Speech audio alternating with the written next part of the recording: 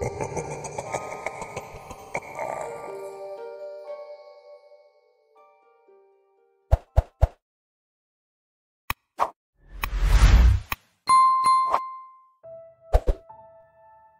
was 15 the first time I tried to kill myself. It was your typical teenage angst story. I was bullied, made to feel like I didn't belong, and finally decided that I really didn't. I went home that night and hung myself using a belt in the stair banister. Luckily, I was a stupid kid and was pretty noisy about the whole affair. My father found me and cut the belt before I ran out of oxygen. The second time I tried, I was 22, in the middle of my junior year of college and losing my shit daily due to stress and anxiety. I finally cracked under the pressure, and this time decided I would try the pill route. I took about triple the normal dose of my anxiety medication and washed it down with a bit of whiskey. My roommate found me an hour later, unresponsive. He called EMS and started performing CPR right away, doing chest compressions in an attempt to get my heart beating again. He was about to give up when the ambulance arrived. A moment after he stopped compressions, my heart suddenly started beating again. This was followed by me bolting upright and vomiting in his lap.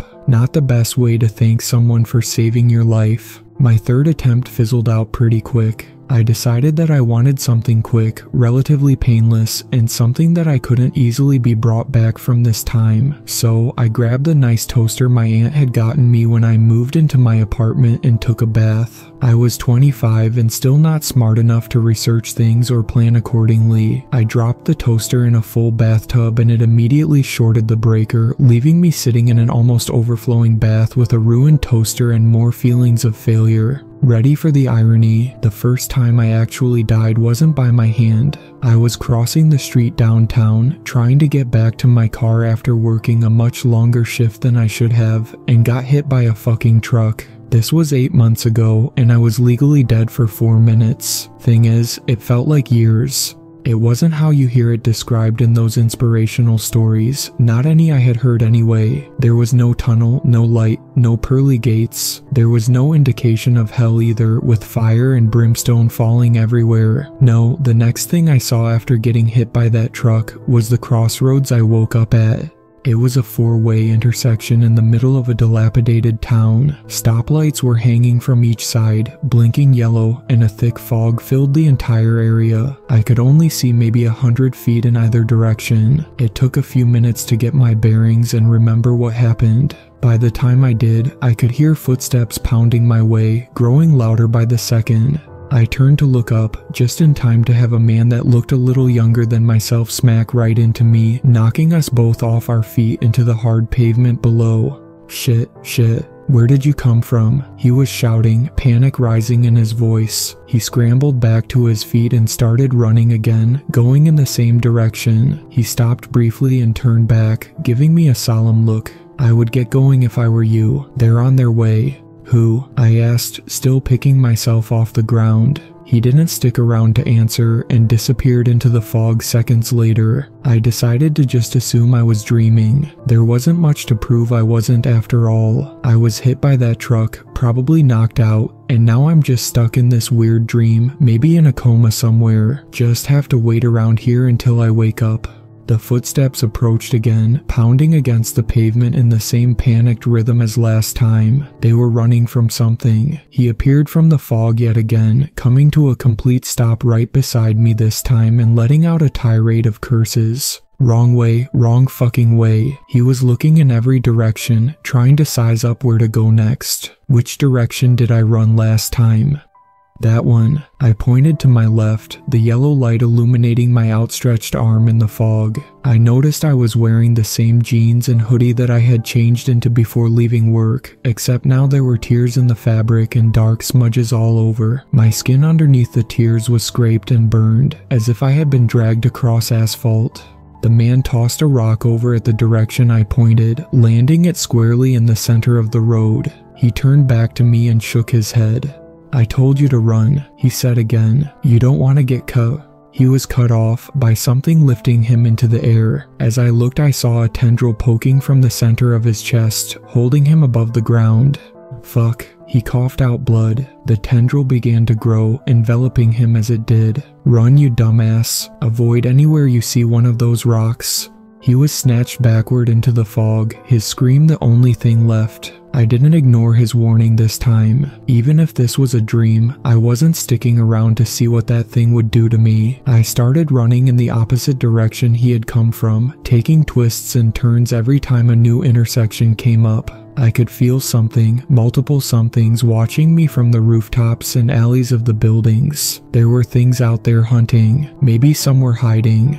I ran for what seemed like an eternity, not stopping until I hit a three-way street with a giant building along one side. Hazelton Elementary School, it read. I didn't care what it was, the door was open and I could see a light inside. I ran in and slammed the door behind me. The hallway I entered into was dingy and dark, lights flickering like a cheap horror movie. Posters of events and art done by students lined the walls. PSAs about washing hands, saying no to drugs, and other typical campaigns were everywhere. It looked like a typical elementary school. Something was off though, something I couldn't place for the life of me. I could hear children laughing down the hall. If there were kids here, there had to be teachers. Maybe a teacher could point me to somewhere safe. My footsteps echoed in the empty hallway, making a terrifying song when mixed with the laughter. The door just ahead was open, with the voices pouring forth from it. I stepped into a classroom full of children, all suddenly silent at their desks, facing the other side of the room where a blank chalkboard hung on the wall.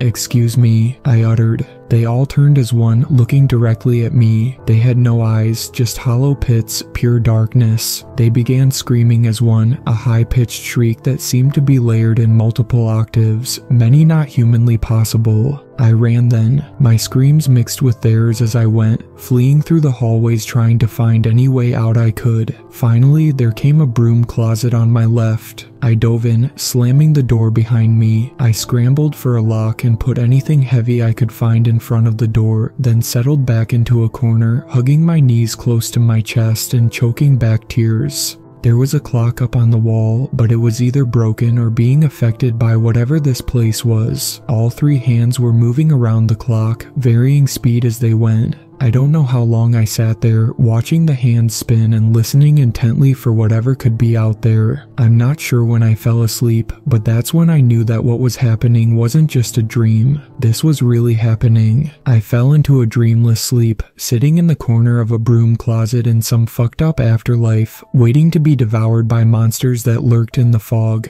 I woke up in a daze, not knowing how long I had been asleep. I jumped to my feet in surprise, remembering the eyeless children and terrifying sounds from before, but hit my head on a shelf that I hadn't realized was above me. Fuck, I shouted before I realized what I was doing. The door began to rattle immediately, something pounding against the other side. Whatever it was didn't sound friendly, as there was a high-pitched screeching coming from the hallway, just like the children had made. I brought my hand up to my mouth, trying to muffle my terror. The noises continued for a few minutes before stopping abruptly. I could hear footsteps moving away from the door, almost skipping, like a child.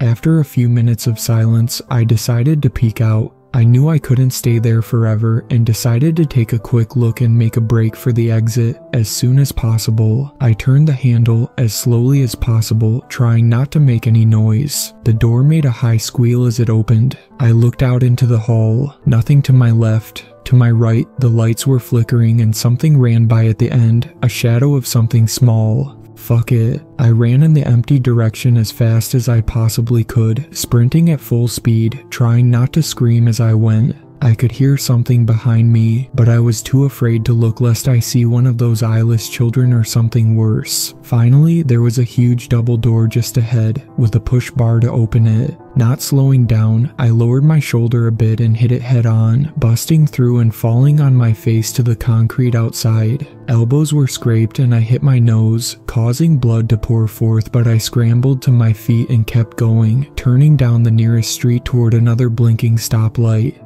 Screams followed me down the street, rising from nearby buildings and alleyways. They were signaling, telling whatever other monsters that were here that fresh meat was on the run. This was their dinner bell. I was the main course. A garage door rolled up a couple of feet on a building to my left. Slowing down slightly, I could see a face poking out from underneath, looking both ways down the street. They saw me and motioned me over quickly. "Get in here, quick." I didn't need to be told twice. I dove in, rolling under the small space that was opened. The door fell shut behind, and I just laid there for a moment, trying to find my senses. The person that had opened it for me sat down by the opposite wall. She stared at me for a moment, sizing me up. "So, you must have just arrived," she said after a few minutes. "Guess you've seen some of the local residents."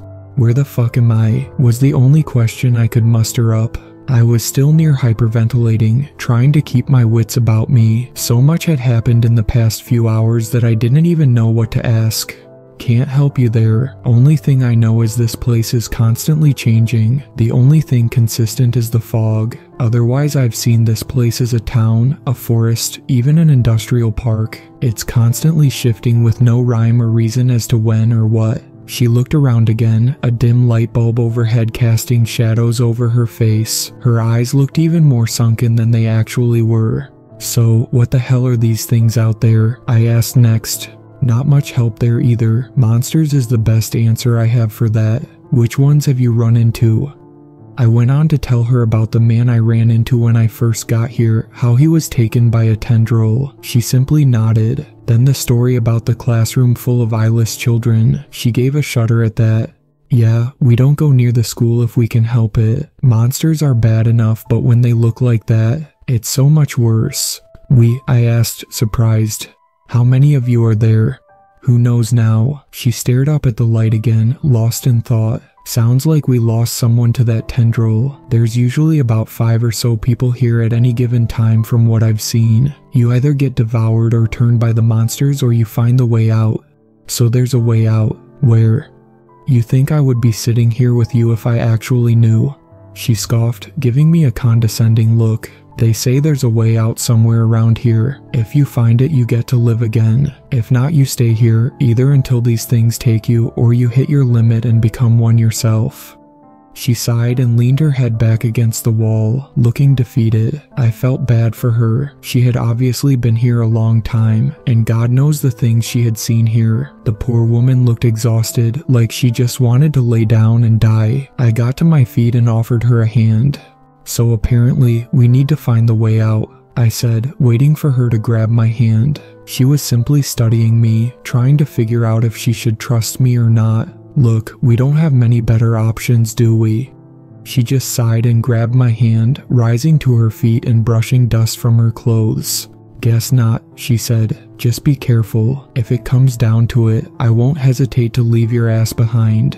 You must have been really popular in the real world, huh?" I gave her a grin. This was still a total clusterfuck, and God knows if we would make it out of this and back to life, but at least I wasn't alone anymore. It only took dying to get there. "So, anything we can do about these things? You said we could become them if we're here for too long."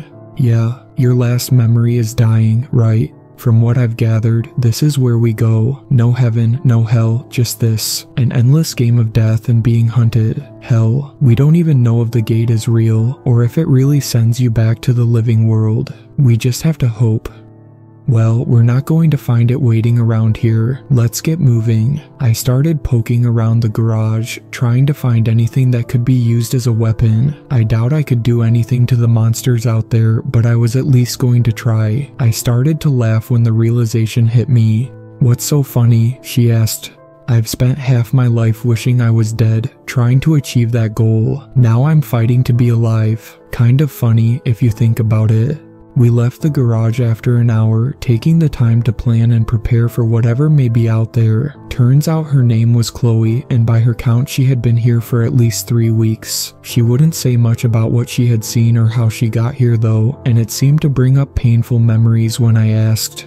Chloe rolled up the garage door, and I slid under to check both sides of the street. Everything looked clear at the moment, so I motioned for her to follow. We crept out and started heading to the left, working in the same way I was before finding her. The fog hadn't lessened, and it seemed darker than it was before. "So you said people can turn into these things," I whispered to her as we walked, keeping an eye on any side alleyways and the windows above. Haven't seen it myself, only heard secondhand from others. They said after so long in here people just begin to morph, grow other limbs, twist in ways no human should, lots of fucked up stuff. We both shuddered thinking of it, how it could happen to us. We walked in silence for a while after that, listening for any movement in the stillness of the fog. There was a scream some distance away, probably 2 blocks or so to our left. It was cut off quickly. "You think?" she started to ask. I just nodded in response. Someone just met their end. There was movement ahead, subtle, almost unnoticeable except for a small scraping sound it left behind it. There was something dragging itself across the pavement just a ways in front of us, something big. The streetlights on either side began to flicker, causing my perception to falter. I couldn't tell if the shadow of whatever it was coming closer or moving away. The lights finally went out completely, leaving us in an ethereal darkness. "Fuck," I heard Chloe whisper. I looked over and could make out her silhouette, holding the crowbar she had found, prepared to strike if need be ready to run. I grunted acknowledgement. Whatever it was had stopped moving. The shadow was still ahead, almost like a statue now. Despite being able to make out Chloe's silhouette, this just looked like a large blob. An inkblot on the foggy background, towering at least 8 feet tall. "Think we can sneak past?" I posed the question. "Probably not," she replied. "Not that we have much choice." We moved to one side of the street, pressing ourselves against the brick wall of a storefront. Trying to move as quickly and silently as possible, we shimmied along the edge, making our way past the blob while not taking an eye off of it. We had made it a couple of feet past when I tripped on gutter coming off the building. Thunk. I hit the ground hard, landing on my knee. Pain shot up my leg. I bit my lip to try and stifle any noise before it could come out. Blood began to bead around my teeth. "Run," Chloe whispered. I looked back to see the blob unfurling through the gloom, appendages rising out of it on every possible side and angle, all ending in hands with jagged, broken fingers. I still couldn't see the whole thing clearly, just the shadow. It let out a high-pitched screech, almost like a dog whistle before thundering towards us. Adrenaline shot through my veins. I went from the kneeling position on my hurt knee to a full-on sprint. Chloe right beside me. Despite its size, the blob was right behind, keeping on as at an ever-closing distance. "Next crossing, turn left," Chloe said, breathless. "It shouldn't be able to take sharp turns." When we hit the next intersection, we both took the left around the corner, staying to the wall as tight as we could. Chloe was right. It went cascading past, hitting a building on the opposite side of the street and busting through its window with a loud crash. Fuck. We were just trying to get some distance, but we raised the dinner bell instead. The now familiar screams of the damned rose all around us as they came charging from any hiding place possible. "Oh god damn it," Chloe said. There was a group of creatures slithering toward us from an alleyway, snake-like bodies with human heads and faces. From ahead of us there was something lumbering in our direction, more than double my height, with arms and legs like small trees. This was bad. We were surrounded by ever more horrifying creatures. The fog was closing in along with these monsters. Chloe and I huddled together, backs to the wall, waiting for our inevitable death after death. One of the snake creatures sprung forward. Chloe tried to swipe it away with her weapon, but didn't hit it in time. Her crowbar made a sickly crunch in the monster as it hit the side, but it had already sunk teeth into her leg. She cried out in pain as I reached down, attempting to pry it off. "Shit, I wanted to get out of here," she said. "Didn't want to give that bastard the satisfaction." Her voice trailed off again as she looked down at the monster. I finally managed to pry its jaws open and pull it off of her leg, holding it right behind the head so it couldn't bite me as well. As we were looking down at it, I suddenly felt lightheaded and got the feeling in my stomach like I was dropping through space. Chloe looked like she was having the same feeling, though that could have just been the pain from the bite. The feeling finally faded. I grabbed the snake monster by the head and twisted it as far as I could. It let out a snap and a small squeal, life fading from its eyes. I threw it away into the street. "What the fuck?" I said, looking around me. The street and surrounding storefronts were gone. In their place were closely growing trees, almost cutting off the fog due to how thickly grouped they were. "I've never had the change happen while I'm in the open," Chloe whispered through grit teeth. "It's always while I'm holed up somewhere." "So where do we go now?" I asked. I had only experienced the town. This was even more out of my wheelhouse than that was, and I was lost as is. She simply looked around, then started limping towards the nearest thicket of trees. She stopped by one and looked up. The trees grew tall, fog obscuring everything past the first layer of branches that started about 20 feet up. She seemed to be sizing up the tree, inspecting it. "Think you can climb?" she asked. "Why? Not like the fog is any less up there. We're still just as blind," I told her. She grimaced at that. "It would be great to get a vantage point to see our surroundings, but I doubt we would actually be able to see any more than we can now. If anything, it would just risk more injury." We set off through the fog, knocking a mark into every other tree we passed with the crowbar so we could make sure we weren't walking in circles. Eventually, we came to a clearing with a small shack, the door closed, and windows shuttered. We cautiously pushed the door open, checking inside. A knife flashed by my head, sticking halfway into the door behind me. I heard a voice from the corner. "Get out." A low growl, vaguely male. The voice sounded muffled though. I squinted to see in the dim light. A man was standing in the corner, a hood drawn up over his head. He moved towards us, continuing to speak. "Not supposed to be here. Need to leave. Need to get out. Damn things. Not gonna be like them. Not gonna be damned." As he stepped forward, I could see why he sounded this way. Chloe gasped behind me. His mouth was halfway sealed shut by his own flesh. His right arm seemed normal, but his left was grotesquely fused together, forming into a talon. "He's turning," Chloe whispered. "You mean it's not an instant thing?" I asked incredulously. "The hideous man in front of us should be dead." Well, more dead than he already was. His breathing was labored, no surprise due to the skin blocking off half his face. God knows what could be happening to his insides with how he looked on the outside. He pointed at us with one of the talons. "You need to leave. This is my shack. I'll die here. They won't take me." He was raving mad, words obscured. "Not going to take old Mickey. No, they won't." "We're not like them. Please, just talk to us," Chloe said, moving toward him with her hands up in front of her. "Chloe, don't get too close," I shouted, trying to pull her away from the half-man, half-monster that she was moving toward. I didn't trust this guy, no matter if he was turned or not. He could attack any second. No, he could help us. I've never heard anything about someone turning and still keeping their sense of self. Maybe he knows something. Maybe he knows where the way out is. Her voice rose with excitement as she spoke, still edging towards him. "Please, Mickey, right? I'm Chloe. We're not here to hurt you. Maybe we can help. How long have you been like this?" He still had the talon raised toward her but lowered it ever so slightly as she spoke. His eyes seemed to water a bit, giving away a vulnerability. You look like her. Ash, where is she?" He started looking around frantically, calling out for whoever Ash was. "She was right there with me. Oh God, Ash, I hope you're okay. If I find that bastard." "What happened to you, Mickey?" Chloe asked, moving nearer as he lowered his arm. His tears were flowing freely now, running down the overgrown skin on his mouth. He let out a muffled sob. "We were at a festival. I heard gunshots. I put her behind me and next thing I know, I'm here," he replied quietly. "What festival?" I asked him. "My hometown. It was a local beer and burger festival we have every year," he said, looking shell-shocked. It suddenly hit me that I knew what he was talking about. "Wait, Carsonville," I said. He nodded. "No way. That was 6 months ago. Fucking hell. So even if you find the exit, it wouldn't do any good, would it? You would still be dead." "Stop it," Chloe hissed at me.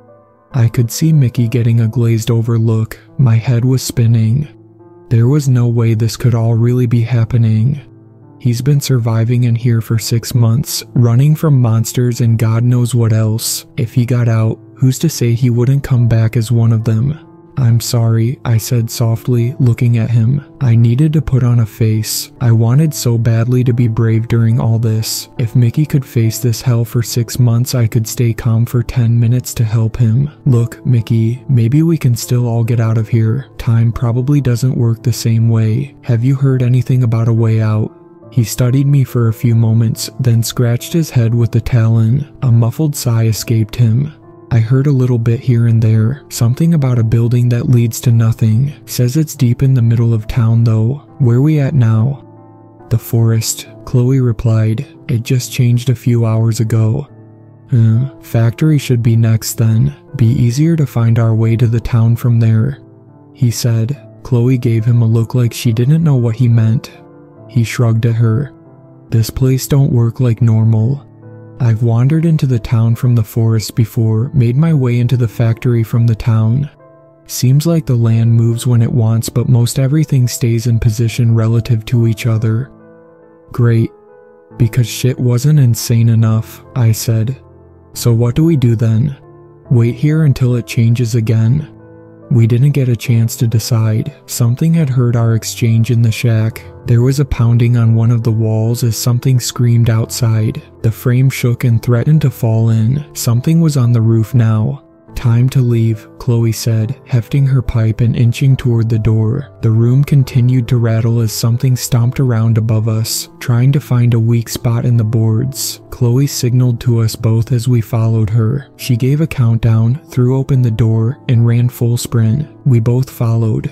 We had only made it a few feet, not even into the tree line, when something grabbed her. It was large, at least 15 feet tall, sinewed muscle ripples across the length of its body as leathery wings unfurled. It grabbed her with two powerful arms, then burst back into the air, leaving huge gashes in the earth. I hardly had a chance to shout before another just like it did the same to me. The last thing I felt before losing consciousness was the strong arms binding me to it, and it looking at me with dark, black eyes before it had butted me. I woke up sprawled out on cold concrete. To my left, I could see Chloe. To my right was an open street. Mickey was standing there, surrounded by a horde of other creatures that were already fully turned. He looked back at me, one eye completely black while the other was still an emerald green. He would have looked slack-jawed if not for the skin growing over his mouth. He looked back to the monsters waiting and let out a screech. Shit, Mickey, you're still human. Come on, I said. I moved back toward Chloe and tried shaking her awake. She stirred slightly as Mickey screeched again. He began to move towards us and finally grabbed Chloe, slicing her shoulder open as he did so. He dragged her back to the monsters. Chloe, no. I started to get up and stumble towards them, but tripped and fell. A creature on all fours leapt towards me, landing on my back and digging claws in. I screamed in pain. Chloe finally woke up, looking around her and beginning to scream in terror. Mickey threw her forward into the crowd of monsters. They continued to watch as she scrambled up, blood flowing from her shoulder and staining the pavement. Mickey, no. You've lasted so long. Please, don't do this. Chloe begged him. He looked towards the other creatures, lifting his talon toward Chloe. This was it. This must be the final measure. The transformation would be complete once he killed. The monster would take over. Mickey, think about Ash. She needs you, Chloe said to him. He sliced the talon forward, his inhuman screech turning to a scream as his own chest was ripped open. The monsters gathered around began to screech and writhe, becoming a wrathful mass. Mickey screamed and dug the talon in further. As he did, I noticed the area he was standing in grow dark. The air seemed to ripple and break, becoming a static mass. Chloe caught my eye and nodded to me. I flipped over quickly while the creature on my back was distracted. It fell to the ground with a thump and looked dazed. Chloe and I both ran toward the break in space. Chloe tried to grab Mickey on the way, but he pushed her off of him, making her fall back into the void. She disappeared into thin air. I can't go, he grunted through the pain. His blood was pouring to the pavement, a deep back instead of the normal scarlet. He dug in deeper. Ashley Foreman, please, make sure she made it. I nodded. The monster that had been on my back was leaping towards us. Mickey pushed me out of the way at the last second, taking the full force of the hit. I saw the light fade from his remaining human eye as he hit the ground. The rest of the group fell forward onto him, ripping and tearing. Then everything went dark. Chloe was in front of me, staring at a distant point of light in the darkness. She turned to look at me as I stood. Guess this is it, she sighed. Thank you. I don't think I could have made it without your help. You kidding me? I replied. I would have been eaten way back there without you. I owe you more than my life. If you're ever in France, give me a shout. Chloe Goddard. It'll be nice to get to know you out of here. Deal, I said. She held her hand out. I took it and we walked forward, stepping into the distant light. "We have a pulse," was the first thing I heard after stepping through. I opened my eyes to see a paramedic standing over me. The next few days were a blur. From what I was told by the doctors, I was dead for 4 minutes. It felt like days to me. I ended up staying in the hospital for a few weeks while I recovered, but made it out with a broken leg, lacerated liver, and some cracked ribs. I looked up Ash when I got out. She was at the festival in Carsonville when a shooter started firing into the crowd. Her father, Mickey, jumped in front of her and took the bullet, saving her life. I sent her a letter a couple of weeks ago telling her how I had died and met her dad, letting her know that he loved her and wants the best for her. I left out the horrifying details for her sake, but let her know how good of a man he was. I looked up Chloe online. Turns out she had been in a coma for the past 2 weeks after suffering multiple injuries from an abusive ex-boyfriend. She had a brief flatline a couple of days in but came back from it. I was there visiting when she woke up. She gave me a smile and we just sat there together for a while, feeling a nice calm after our shared ordeal. Communicating wasn't so easy. Turns out the whole time there she had been speaking French while I was speaking English. Just another weird bit to chalk up to the afterlife, I suppose. We started to converse slowly, teaching each other our respective languages. We get along even better here than we did there. I don't know what caused that door to open, whether it was Mickey's sacrifice or just right place, right time. Either way, I hope I'm wrong about that being the only afterlife. Hopefully that's just the place you go before it's truly your time, when your fate is still undecided. Hopefully when you reach your natural end, you gain the paradise everyone speaks of.